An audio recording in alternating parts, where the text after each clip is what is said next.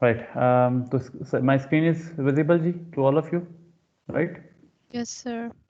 Let's start again, okay? It won't be a full-fledged lecture, so don't worry. I know, I know it's late, and this is the third consecutive lecture. I know that as well. So let's just. It will be a 30 minutes lecture, and I'll try to conclude the chapter, the transport layer, and everything, our whole discussion tomorrow, inshallah. Okay. All right. In this lecture, this is the very last topic of the transport layer of our chapter 3, and our discussion on transport layer. And we have discussed the principles of congestion control, the bandwidth allocation algorithm, the AIMD, and now let's see that how TCP, we have already we have already um, discussed in the previous lecture that TCP follows. Just give me a minute. I just want to make sure. Yes, the recording started. Okay, we have already discussed that the TCP follows a closed loop feedback and host based, window based allocation model.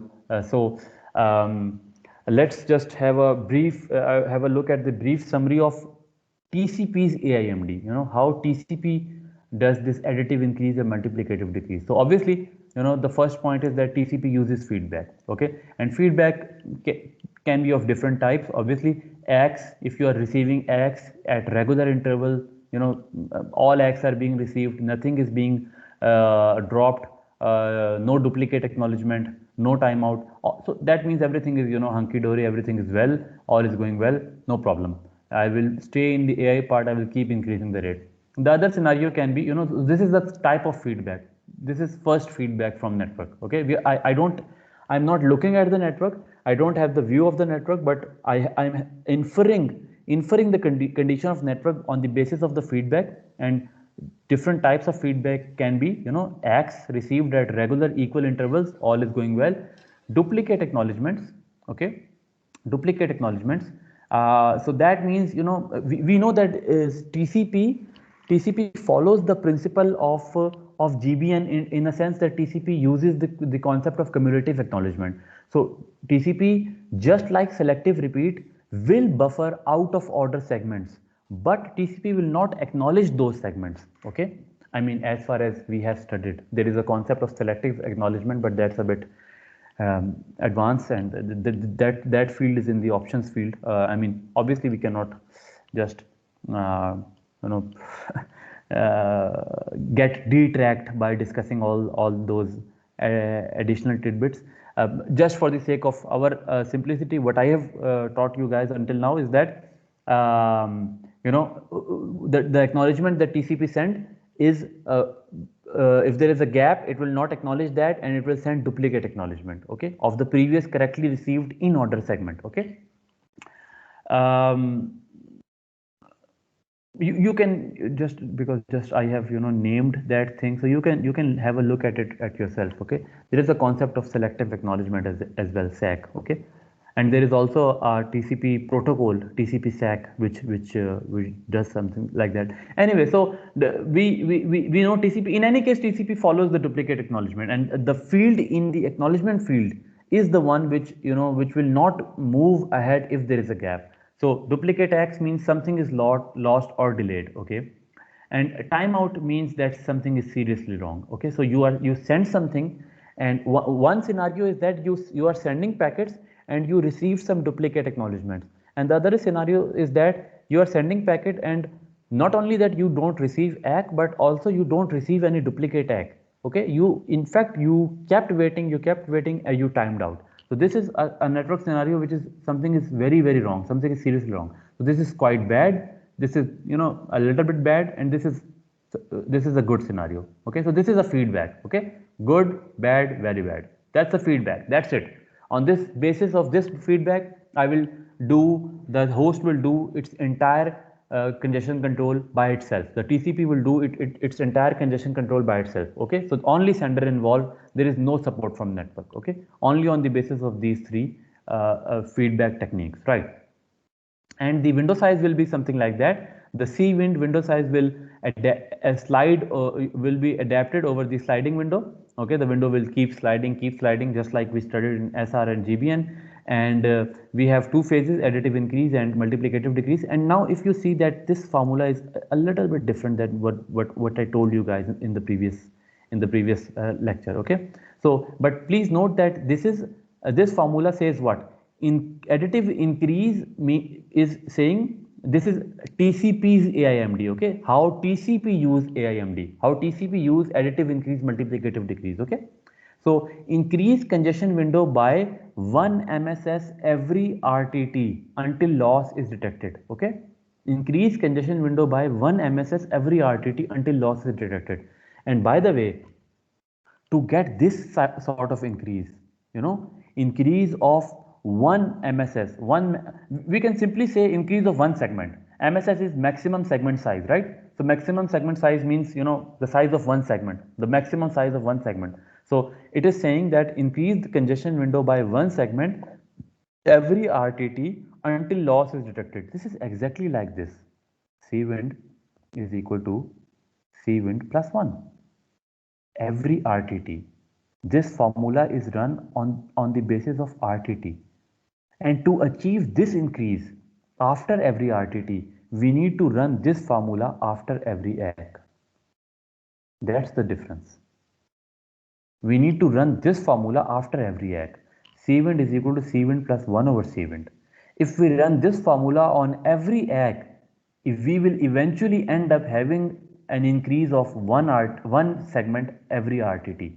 So we will eventually end up an additive increase like this every RTT if we run this formula on every ACK. Go back to the animation once again. Let's have a look. Okay. In the first RTT, our window size is 1. Our formula is after receiving this acknowledgement, we will run this formula. C wind is equal to C wind plus 1 over C wind. Our window size is 1 right now. So our formula will be 1 plus 1 over 1. Okay. 1 plus 1 over 1 is 2. Okay. Window size is increased by 2. Now you guys will understand. So this animation speaks 1,000 words actually. Okay. Now you will understand how this window size is being increased. So this is increased. What I just told you before the break is that it keeps increasing after every RTT by a size of one segment. Yes, it does. But to achieve this increase, what TCP actually does is, run this formula after every ACK in the AI part. Okay. So now the window size is 2 and the formula will be 2 plus 1 over 2. So 2 plus 1 over 2 is, okay, after every ACK, we receive one ACK. After this ACK, the formula will be 2 plus 1 over 2 and 2 plus 1 over 2 is 0.5. So 2 plus 1 over 2 plus 0.5 is 2.5. Okay, there you go, 2.5. And then when this ACK is received, the formula is being run 2.5 plus 1 over 2.5. This comes to be 2.99 something, which is being rounded off as 3 over here. Okay, and then that's why this later burst is. That is why whenever you send some particular number of segments in an RTT and you receive that many acknowledgement, when the last acknowledgement is being received, you send a small burst. Why you send a small burst?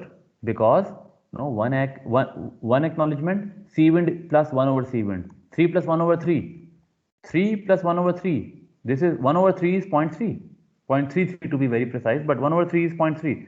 So 3 plus 1 over 3 plus 0.3 is 3.3, right? And then I will not just keep putting values. Obviously, you can think of it like this, keeps going like this, again and again, and now you see a small burst. Why is this a small burst over here? Because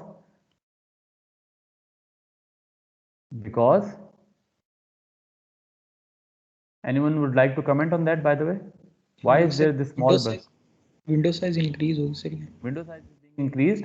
I was allowed to send 3 unacknowledged packet. Okay, when I received this ACK,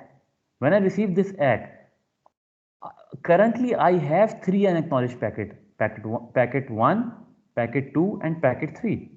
Okay, This is an unacknowledged packet. There is an ACK coming for this packet. It is received by the receiver, but I don't know it is received by the receiver. For me, it is still an unacknowledged. This was the oldest packet. Then I sent this packet. Then I said I was allowed to send 3. Okay, I have sent 3. But when I received this ACK, I am allowed to send 4 packet. One packet I will send for the acknowledgement that I have received, and another packet I will send because my window size is being increased. Okay, so that is why running this formula on every ACK, this formula on every ACK will result in an increase of 1 every RTT. Okay, and that's what this animation was saying as well, but we just omitted this discussion before the break because I wanted to have this discussion when we see this formula. Okay, right. So moving forward, this is the sort of behavior that we will see, and please note this is the curve of a single I had a chat message, just let me make sure that I don't miss anything. Anyone had any question? I had Mizna, I had started recording. Yes, I am recording. Okay, so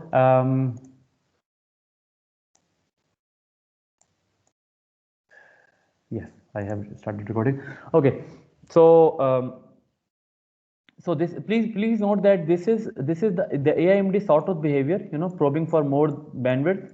This is something which is for one host. So this behavior is for one single host, just like being shown in the animation. Okay, one single host, AI, MD, AI, and up to so on. Okay. Right, so additively increase the rate, then window is cut into half, additively increase the rate, window is cut into half. This is the window size and this is the time, right?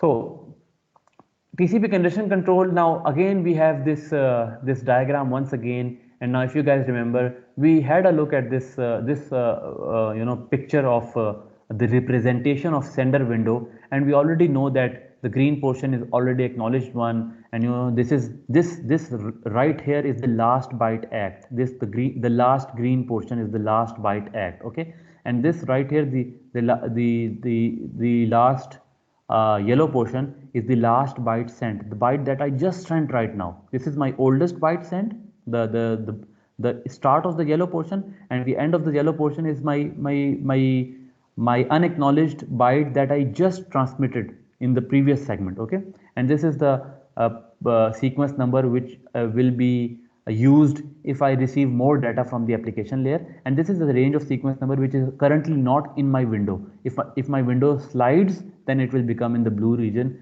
but obviously the window will be slided only if I receive more acknowledgements. Okay, so last byte sent minus last byte ACK, this should be equal to the window size.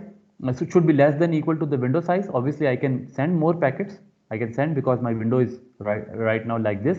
This is my congestion window. Okay, now if you guys remember, there was another caveat which we discussed when we discussed the concept of flow control, and I told you guys that last byte sent minus last byte ACK should be less than equal to RWND. I hope you remember that. Last byte sent to for the sake of flow control, last byte sent minus last byte. Let me just just write it like this: last byte sent LBS minus last byte ACKed should be less than equal to RWIND. This is important for flow control. This is the caveat that the sender needs to maintain for flow control. RWIND is going to be advertised by by receiver in every acknowledgement packet, and the sender needs to maintain this caveat for flow control. The sender also needs to maintain this caveat for congestion control. Okay, flow control is controlling the rate of sender for the betterment of receiver, so that the receiver do not get overwhelmed. Congestion control is controlling the rate of sender so that the network do not get overwhelmed, which means the router do not get overwhelmed. So this means that I need to take care of this and this both. So the option that I have, only option that I have is that I need to take the minimum. So the last byte sent minus last byte ACK should be less than equal to minimum of whatever of the two is being provided to you. So receiver window which is advertised by the receiver, or congestion window which you calculate yourself by inferring the feedback by inferring the rate at which you need to transmit by creating your own view of the network. And as I said repeatedly, please note, in modern day internet, this is no longer a problem. Okay, this is a problem. Usually this is the problem. Okay, but anyway, we need to maintain this caveat. So the last byte sent minus last byte act should be less than equal to minimum of cwint and rwint. Okay, now let us discuss a very interesting principle, and it will also partly answer the question of Ali. I mean, until now you guys must be thinking that okay, um, okay, we are running AIMD, and we just keep running AIMD. It's not like that. It's not that simple. TCP, yes, TCP uses AIMD, but just like our discussion throughout the whole course, first we discuss the principles, and then we see how these principles are used by the actual networking protocols. Okay, first we discussed stop and wait, and then GBN, and then SR, and then we saw the reliable data transfer of TCP itself. Okay, so first we discussed the bandwidth allocation algorithm. Now we are going to have a look at a very interesting thing which is being shown over here, and it's called TCP self clocking. Okay, yeah, or ACK clocking, but I like the word self clocking more. So TCP self clocked itself, and just have a look at how it is being done over here. And again, this is being shown in this animation as well. I'll go back to the animation, but let's just see how it is being done here. Okay, so you see that there's this fast link, and by the way, in the networking books and papers and slides and everywhere else, this is a very common graphical techniques of showing a fast and a slow link. Usually the fast links are the one which are being shown with with more ink, or in the bold way, with the thickness of, so I mean the capacity of the link is sometimes depicted with the thickness of, it's just a graphical technique of depicting a network topology. So in many books you will maybe sometimes see that a network is being shown like this, router, there is another router, there is another router, there is another router, and the thickness is different of these four lines, 1 2 3 4. So immediately understand that more thickness means more capacity. So this is just a graphical technique. So this is the slow bottleneck link. Okay, this is the fast link, this is the fast link. Okay, what will happen? What will happen is that, let's assume sender knows nothing. Let's assume that it will just transmit a burst. It's transmitter burst. Now the packet will be transmitted in burst. This is a fast link, very small L by R. The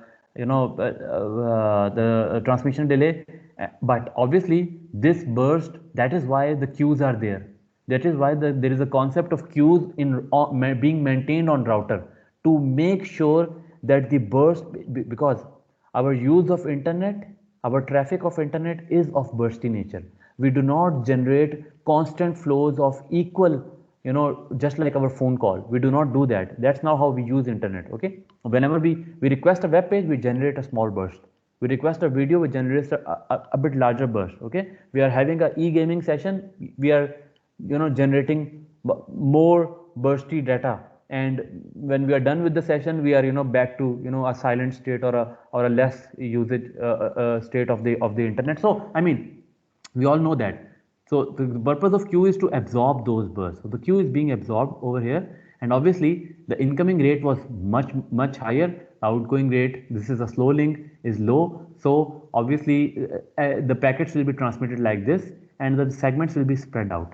Now this again is a fast link, but that is not how it is being done in the internet. The routers, they do not accumulate packet, and then they send the host can send packet and burst, because obviously the hosts are users, but the general behavior of router is that receive and forward. That's, I mean, the concept that we discussed in chapter 1, store and forward. So they will just store, look up into the header, IP address, destination IP address, and forward. That's it. They will not accumulate packet. Okay, the packets are accumulated in queues only if the incoming rate is more. Only if packets are being arrived in the form of burst, that was a bit more fast as compared to the outgoing rate, then the burst is being absorbed by the queue. That's the purpose of the queue. But if the router is receiving the packet at regular equal interval, one by one, it will just keep transmitting. And if the packets are transmitted one by one like this, the acts are being transmitted. This spread will be maintained by the acts. And if the acts are maintaining the spreads, if the acts are maintained, then this spread will be maintained when these acts will move back towards the receiver. And we have already studied then that even if in the first instance, if the host transmit in burst, after that the acts are the one which are clocking the next packets. We know that. This is what we studied over here. No, acts are clocking the transmission of next packet. So if the acts are maintaining distance, if the acts are maintaining this distance, then the host will no longer be able to send any more burst. So the network has actually smoothed out the burst of the segments. Okay, this behavior is called TCP self-clocking. And another beautiful sentence that I am about to say is that TCP, without looking at the network, somehow clocked itself at the rate of the bottleneck link. Okay, and you can see now they are sending at the rate of the bottleneck link, and there is no queuing. Okay, so it's not just like AIMD, and I hope that now things are even getting much more clearer to you guys. You can not just keep running AIMD the same way. Like, I mean, going back to the question of Ali, it was not like even the AI part is executed on the basis of the acts being received. Okay, the way this is right now, this is the AI part, but it is who is controlling this AI part? These acts. The acts are behaving as a self-clocking behavior for this receiver, for this sender. The sender is actually transmitting every new segment on the basis of the receipt of these acts. Okay, and obviously, after some time it will go to the congestion state, although the increase is very careful, very linear, very muhtat, if you want to say in Urdu, but they will eventually go there. But for that purpose there is the MD part. So the MD part is not something which is executed very often. It's something which is executed after quite some time. Okay, so there is a whole lot of period when the host keep transmitting without having a need of being of any retransmission. Okay, so it's a beautiful concept that how the senders, they can clock their new segments. Because they clock their new segments on acknowledgements, then they actually bring themselves without looking at the network. They bring themselves at the rate of the bottleneck link rate. Okay, now our mandate for the next portion of lecture is to discuss 3 TCP congestion control algorithm, and I will just discuss the phases. I will not discuss the algorithm. I will discuss the algorithm tomorrow. But now we are going to see TCP's congestion control. Okay, and we will discuss 3 congestion control algorithms. Okay, and those 3 algorithms are TCP Tahoe. In fact, this was the first ever congestion control algorithm in the internet. Okay, and this algorithm. No, I should not draw this arrow like that. You guys will think. No, this algorithm is a result of a research paper from Professor Van Jacobson. Okay, I think it was somewhere around 1989 or 1990. Beautiful research paper.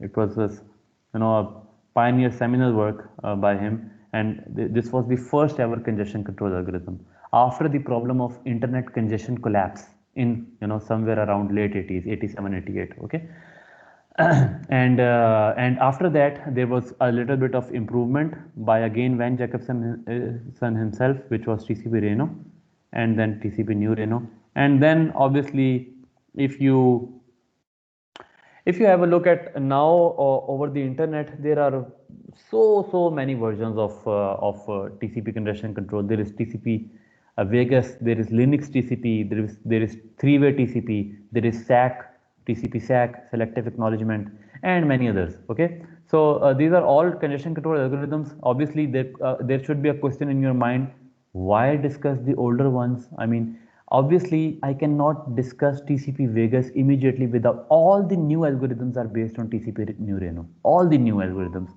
And I cannot discuss TCP New Reno without discussing Reno. And I cannot discuss Reno without discussing TCP Tahoe. Okay.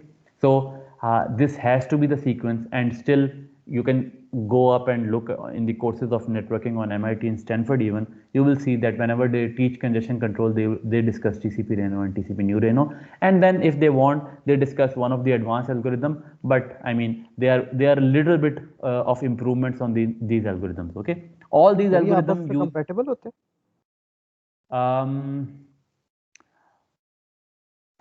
they are both the hosts should run the same algorithm, I believe. Okay, otherwise there needs to be some parameters exchange on the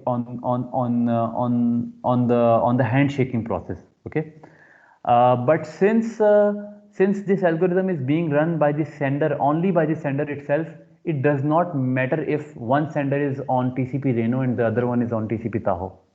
So intercompatibility is not an issue. Okay, a host can only run one algorithm for congestion control. This is not possible that a host is running, TCP Reno for half of the connection and for new Reno for the rest of the half. This obviously does not make any sense. So there is no problem of compatibility issue.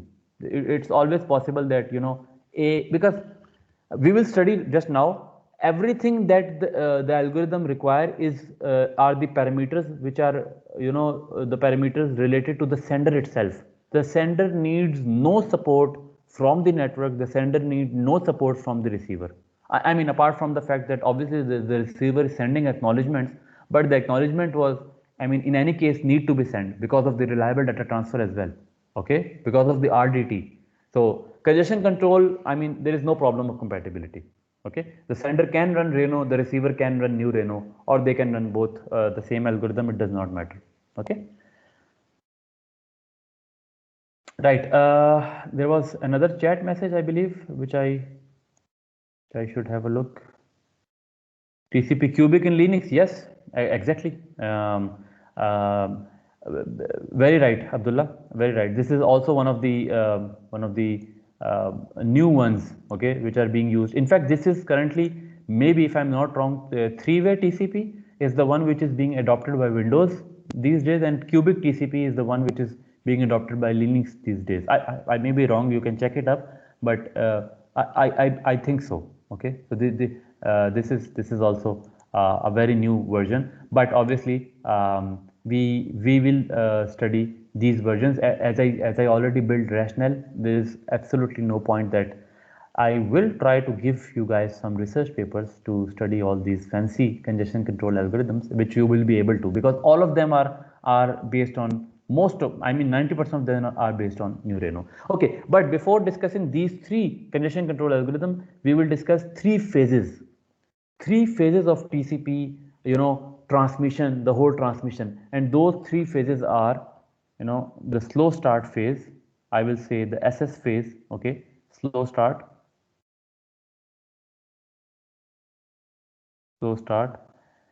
the congestion avoidance, okay, I'm not going to write it here, congestion avoidance, and the FR, fast retransmit and fast recovery. Okay, this is not exactly a phase, it just happens for a mere time of one RTT mostly. But I mean, still, if we classify it as a phase, we can say that these are the three uh, uh, behavior or phases which so let's just have a look at the difference between SS and CA. It's very simple. It will just require another 4 to 5 minutes, and then I will conclude. Okay, the rest we will discuss tomorrow.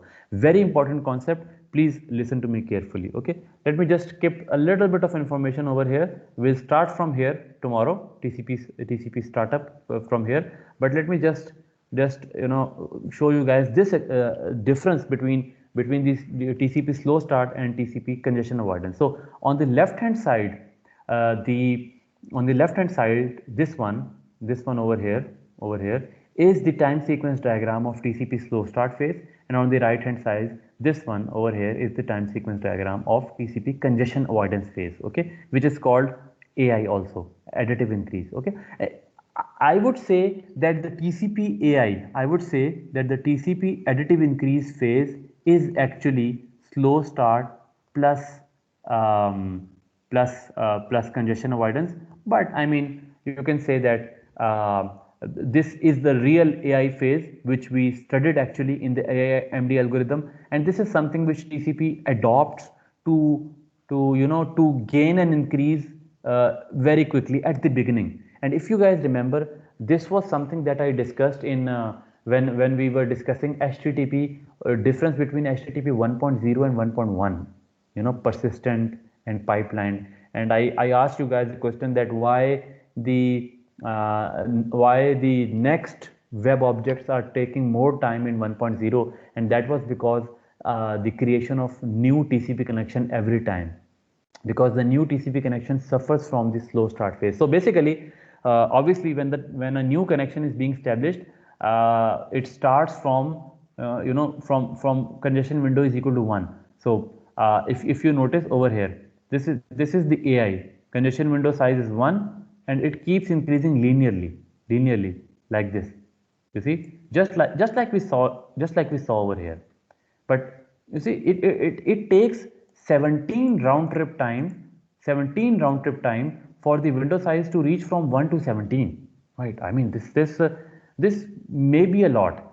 Consider, on the other hand, if we use a slow start phase, okay, not in this example, because obviously you will start thinking, okay, at 17 there was a packet drop, but this was this example, okay. Just omit the scenario of router, and just assume that you can increase rate more. Then obviously the slow start phase, it will reach to a particular rate much sooner than the other phase. For instance, let's assume that this is your ideal congestion window size. This is your ideal. Obviously you would like to achieve this ideal congestion window size as soon as possible.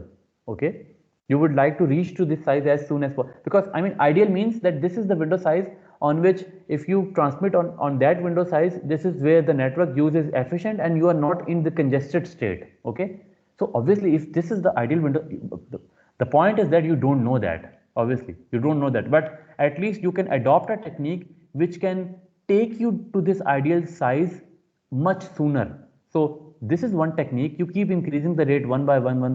Let's assume this value, this C wind ideal value is 1500. Okay, 1500. This AI part will take 1500 round trip time to reach to this value, to touch this ideal window size over here. Okay.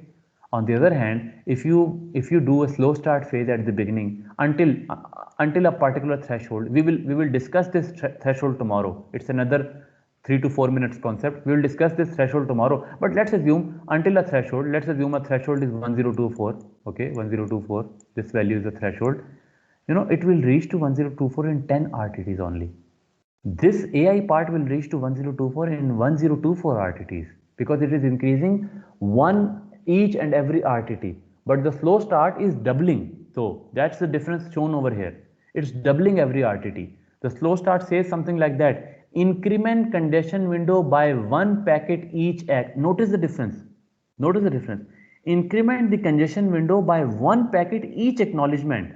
So on each acknowledgement, the formula is being run, which is Cwind is equal to Cwind plus 1. Please note here, on each acknowledgement, the formula is Cwind is equal to Cwind plus 1 over Cwind.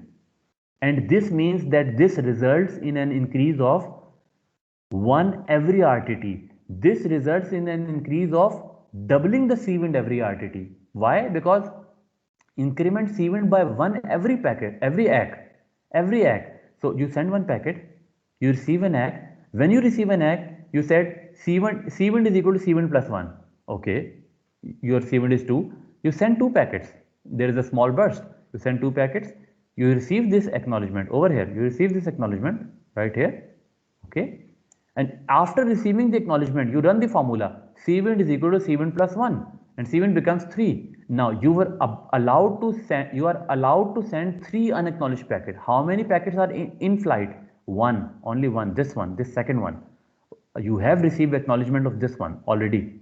This will not be counted as in flight. There is one packet in flight for which you have not received the acknowledgement. You are allowed to send 3. You will send 2 more. Okay. When you receive another ACK, you run the formula Cwind is equal to Cwind plus 1. Again, your window size becomes 3 to 4. And now how many packets you are allowed to send? 4. How many are in flight? Only 2. You can send 2 more, and up to so on. And in this way, every RTT you will be doubling the Cwind size 1, 2, 4, 8, because the amount of ACKs you received, the amount of new packets and extra packets you are going to send. So you will double, exponential increase. On the other hand, this is exactly the same as animation. Exactly the same. This is the time sequence diagram of the animation. Okay, so Cwind is equal to Cwind plus 1 over Cwind, Cwind is equal to Cwind plus 1 over Cwind, Cwind, and up to so on. Okay, so each RTT, 1 packet, 2 packet, 3 packet, 4 packet, and up to so on. Okay, this is just an illustration. Pipe is full, just forget about it. Okay, we just want to discuss the difference, not when the pipe is full. Okay, so this is the concept, the last concept that I wanted to discuss. From here onward, we will discuss tomorrow the three versions, and these three versions, or these three algorithms of TCP congestion control uses these 3 phases: slow start, congestion avoidance, and fast retransmit, fast recovery. Okay, yes, there was a question. Sorry, please go ahead. I can take any question right now if there are any. Okay, I'm done with the lecture. Please, if there are any questions.